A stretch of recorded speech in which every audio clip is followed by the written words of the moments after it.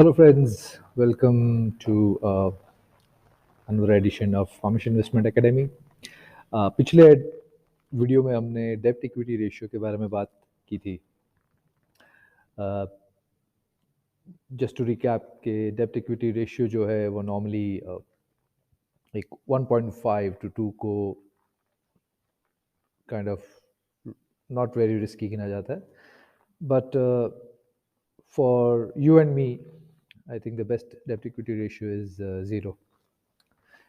इसके बारे में थोड़ा डिटेल में मैंने लास्ट वीडियो में बात की थी. आप ज़रूर वो वीडियो को डेफिनेटली देखिएगा because this is part 2 of the video. So let's say कि किसी कंपनी के बिजनेस ऑपरेशंस को लेके या उनके बिजनेस मॉडल को लेके you are very excited and you are very sure of this investment, right? लेकिन उसका डेट इक्विटी रेशियो है, correct? There is a debt equity ratio. That means it has debt on its book and you're still willing to go ahead with it. Okay. It might be, and you might think, okay, uh, it's not that much. It's 0.5, यानी कि हर 200 की equity पे 100 रुपए का date है. So it comes to 0.5. So it's not that bad. ठीक है. Fine. Now, the next thing that you have to check in relation to debt equity ratio is the interest cost outflow and its treatment in the books. ये point जो है ना दोस्तों, ये आपको कहीं पे भी किसी बुक्स में या कोई एनालिसिस की काइंड ऑफ टॉक्स में या कोई एनालिस्ट के व्यू में ये नहीं आता है, इजीली नहीं आता है, या कम से कम जितना इंपॉर्टेंस उसको देना चाहिए उतना दिया नहीं जाता है, right? But I think it's a very very important thing. Now listen very carefully. जब इंटरेस्ट कॉस्ट कंपनी इनकर करती है तो नॉर्मल ट्रीटमेंट क्या होता है? आपको इंटरेस्ट कॉस्ट को दिखाना है प्रॉफिट एंड लॉस में, राइट? क्योंकि it is something that the company has to pay in a financial year. Interest cost it has to be expensed out against the profit. जो आपका मुनाफा है उसके सामने ये कम हो जाना चाहिए. तो और आपका जो प्रॉफिट एंड लॉस में जो फिगर है दैट शुड रिफ्लेक्ट कि आपका प्रॉफिट इतना था, उसके सामने ये खर्चे, नेट प्रॉफिट ये. अब क्या होता है कि कोई कोई कंपनीज कैपिटलाइज कर देती है इंटरेस्ट कॉस्ट को, यानी कि उसको जो फंड लिया जाता है किसी भी एसेट को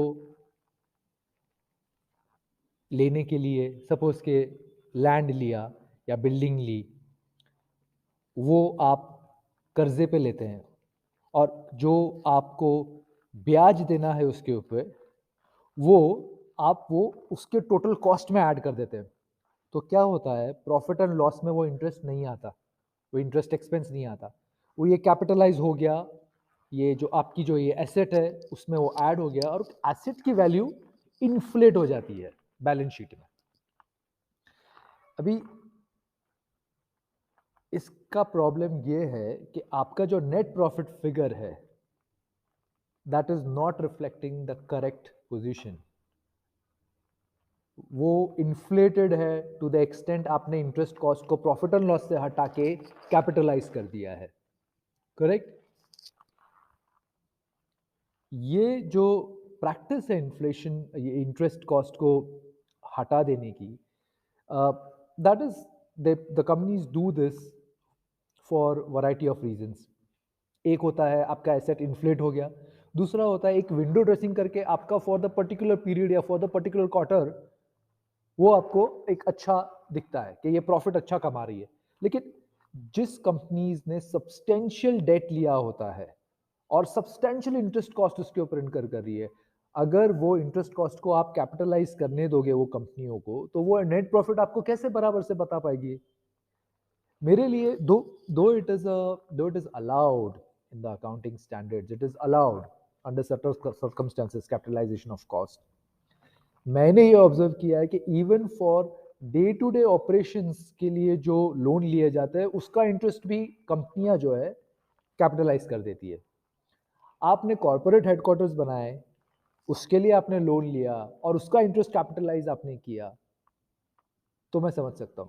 लेकिन एक स्टील कंपनी ने फैक्ट्री बनाई, इट्स ऑपरेशनल बिजनेस।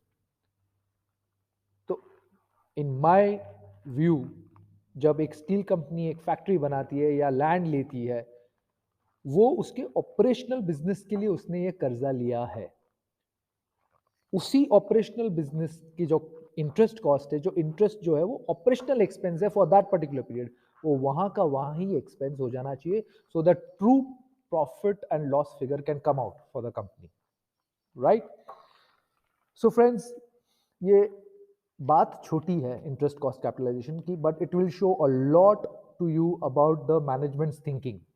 क्या वो कंजर्वेटिव है, क्या वो अग्रेसिव है, क्या वो विंडो ड्रेसिंग करते हैं, right? Now a lot of managements will argue that this is not window dressing because it is allowed under the accounting standards. Well, बहुत चीजें अलाउड तो होती है लेकिन वो राइट नहीं होती, या it will not give you the true picture.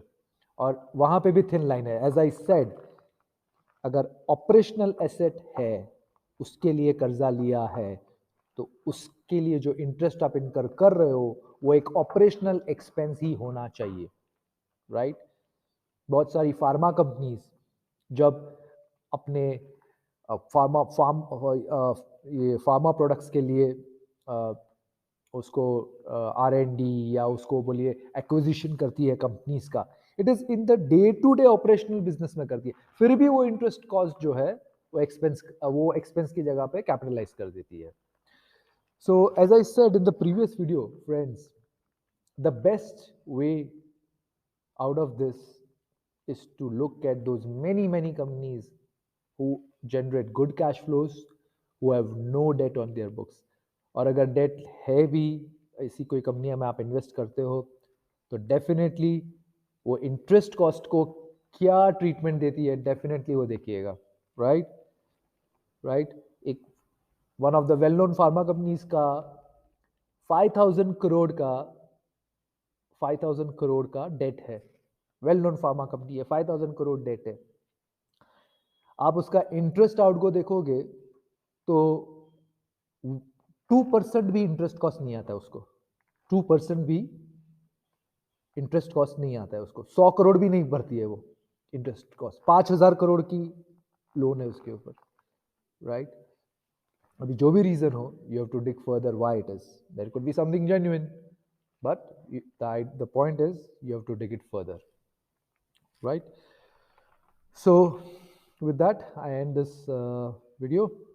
Try your best to steer clear of companies which are steeped into debt. ये सब इंटरेस्ट कॉस्ट का कैपिटलाइजेशन, करेक्ट ट्रीटमेंट, ये सब तो तब आएगा ना जब कंपनी के बुक्स के ऊपर डेट होगा। ना रहेगा बास, ना बजेगी इन्वेस्टर्स की पुंगी, correct? So with that light note, let's finish this video, and मैं विशाल श्याम प्रसाद मिश्रा, मेरे ब्रदर दिमेश और पामिश इन्वेस्टमेंट एकेडमी की तरफ से आपको थैंक यू बोलता हूँ ये वीडियो देखने के लिए, and let's keep meeting up. Take care and good bye.